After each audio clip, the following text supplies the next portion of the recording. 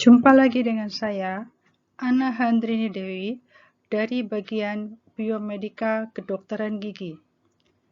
Pada pertemuan kali ini, saya akan menerangkan tentang kuliah muskuloskeletal leher dan kepala dalam satu kali tatap muka. Kuliah berupa video pembelajaran yang dapat dilihat pada laman elok dan terbagi atas 3 video. Materi yang diberikan mencakup otot-otot di bagian kepala dan leher yang terbagi atas otot-otot penutup kepala, otot ekspresi wajah, otot mastikasi, serta otot-otot leher. Baiklah, kita mulai pada bagian 1, yaitu tentang otot-otot penutup kepala. Sebagai dokter, kita perlu mengetahui anatomi dari otot-otot leher dan kepala. Kepentingan klinisnya, apabila kita dapat mempelajari hal tersebut, maka kita akan tahu lokasi serta gerakan otot leher dan kepala yang mungkin diperlukan dalam pemeriksaan pada pasien. Kita juga dapat mengetahui letak beberapa struktur seperti tulang, arteri, vena, nervus, nodus limfatikus yang berhubungan dengan otot sebagai landmark. Kemudian otot-otot leher kepala ini juga sering terlibat dalam gangguan sendi temporomandibular joint, gangguan pengunyahan, dan juga bisa juga pada gangguan sistem saraf. Mengetahui otot leher dan kepala, maka kita dapat juga melihat perlekatannya yang dapat menjadikan pertimbangan sebagai penyebaran infeksi pada gigi.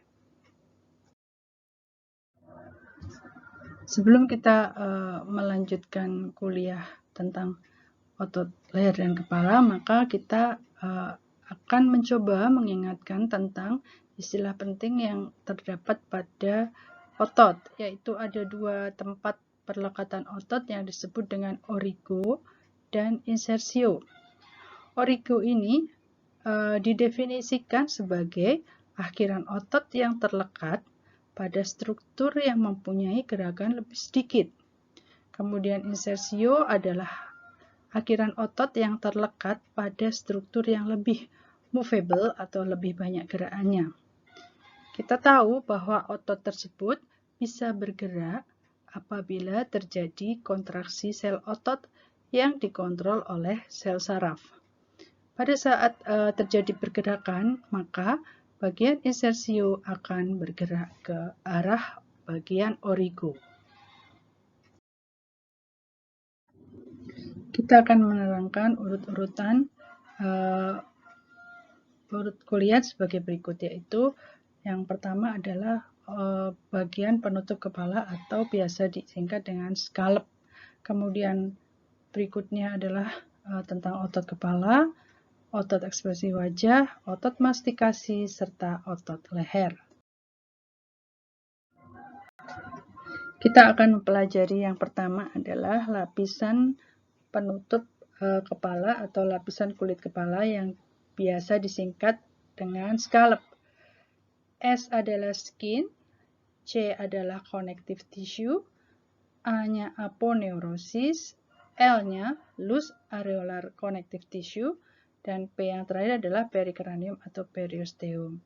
Scallop ini tersusun berlapis-lapis dari luar sampai ke bagian dalam. Jadi dari skin, kemudian dense connective tissue, lapisan di bawahnya disebut epicranial aponeurosis, lapisan di bawah aponeurosis disebut loose areolar connective tissue, kemudian disusul oleh lapisan yang paling dalam adalah periosteum. Scallop adalah area yang melingkupi dahi, kemudian bagian superior kranium dan occipital sampai superior dari linea nucea superior. S yang pertama adalah skin. Di dalam skin ini kita bisa menemukan glandula sebacea, glandula sudorifera, kemudian folikel-folikel rambut, arteria, vena, serta limfa. Kemudian di lapisan di bawah dari skin adalah lapisan connective tissue. Ini berisi lapisan fibrofatty yang tebal terhubung oleh kulit. Berisi arteria, vena, nervus, dan kaya vaskularisasi. Daerah connective tissue ini apabila terjadi perlukaan maka terjadi profuse bleeding yang cukup banyak. Kemudian penanganannya harus segera ditekan di daerah tersebut. Di bagian luar dari connective tissue ini berisi jaringan lemak yang avaskuler. Kemudian di bagian dalamnya berisi jaringan yang vaskuler, terdiri atas pembuluh darah serta saraf. Kemudian lapisan di bawah connective tissue kita menemukan epikranial aponeurosis atau kata lainnya adalah Galea aponeurotica. Epikranial aponeurosis ini berupa lapisan jaringan fibros yang cukup lebar dan berbentuk tendon yang datar serta kuat. Fungsinya adalah pelapis kalvaria. Insersinya pada occipitofrontalis, temporoparietalis, dan superior auricular muscle, jadi muskulus tersebut. Kemudian epikranial aponeurosis ini diinervasi oleh nervus ketujuh atau nervus facialis. Di bawah epikranial aponeurosis kita temukan jaringan lus areolar yang berupa lapisan spongi yang mempunyai space atau ruangan di mana bisa kita temukan vena emisaria. Vena ini berhubungan langsung dengan sinus venosus pada daerah dura. Sehingga jika terjadi penyebaran infeksi, maka penyebaran tersebut bisa melalui vena emisaria dan meluas sampai ke sinus venosus. Area lus areolar tissue ini adalah area yang biasanya dibuka pada saat craniofacial surgery.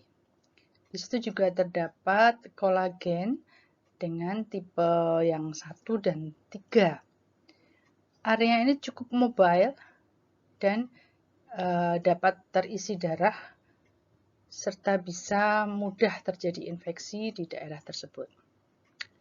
Di bawah dari lus areolar tissue kita temukan perikranium. Perikranium ini lapisan yang langsung melapisi dari tulang kranium atau disebut jaringan ikat padat periosteum, neurokranium, dan menyediakan nutrisi untuk kranium serta regenerasi tulang yang ada di bawahnya, serta terhubung oleh tulang-tulang kranium yang ada di bawahnya. Kita lihat gambar di slide.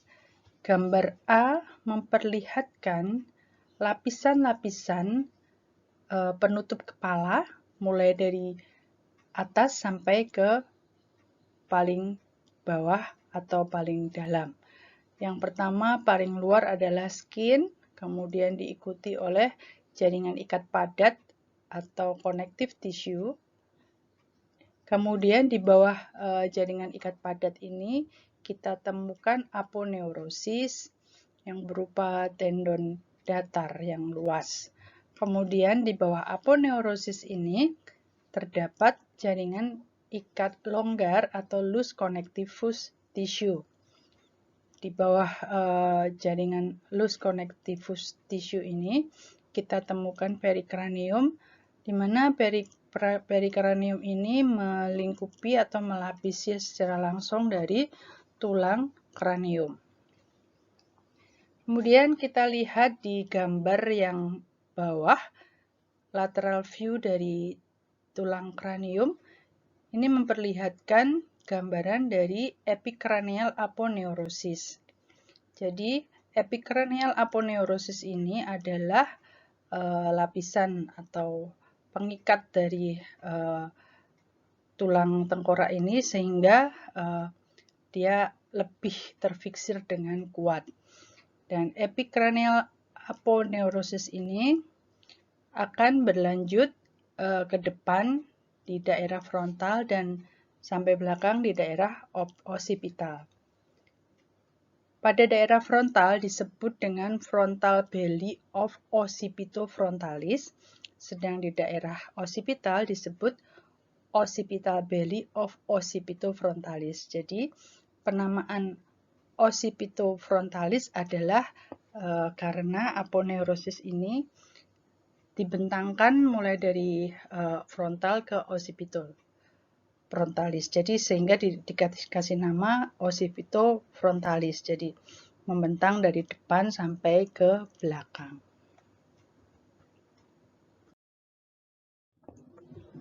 Berikut adalah diagram lapisan-lapisan dari scallop. Yang paling atas atau paling luar adalah skin. Skin ini sama dengan di daerah lain, maka kita bisa menemukan glandula sudorifera, glandula sebacia, maupun folikel rambut. Kemudian di bagian bawahnya ini adalah lapisan connective tissue yang sangat-sangat very vascular. Jadi apabila terjadi perlukaan maka darahnya akan kelihatan banyak walaupun lukanya kecil. Kemudian aponeurosis ini terbagi atas yang sentral dan yang anterior posterior. Kemudian jaringan ikat longgar dan di bawah sendiri adalah perikranium. Perikranium ini biasa juga disebut dengan periosteum. Selanjutnya adalah otot-otot kepala. Otot-otot kepala ini disebut dengan musculi epicranius. Penyebutan musculi adalah karena jamak, jadi musculi adalah gabungan dari musculus-musculus. Otot kepala disebut dengan musculi epicranius yang terdiri atas 3 musculus, yaitu musculus occipitofrontalis, dan ini musculus occipitofrontalis ini terdiri atas 3 bagian, yaitu venter anterior, venter posterior, dan galea aponeurotica, seperti yang gambar yang sebelumnya. Kemudian musculus temporoparietalis. Dilihat dari namanya, maka dia menghubungkan tulang temporal dan tulang parietal. Kemudian yang ketiga adalah musculus occipitalis. Musculus occipitalis ini origonya adalah pada 2/3 lateral linea nusaea suprema dan processus mastoideus. Kemudian insersionya adalah otot-otot yang berdekatan, kulit radignasi serta supersilia. Gambar berikut adalah memperlihatkan musculi epicranius yang terdiri atas, yang pertama adalah musculus occipitofrontalis yang venter frontalis, kemudian musculus temporoparietalis dan musculus occipitofrontalis venter occipitalis. Dan di bagian tengah kita bisa melihat adanya galea aponeurotica.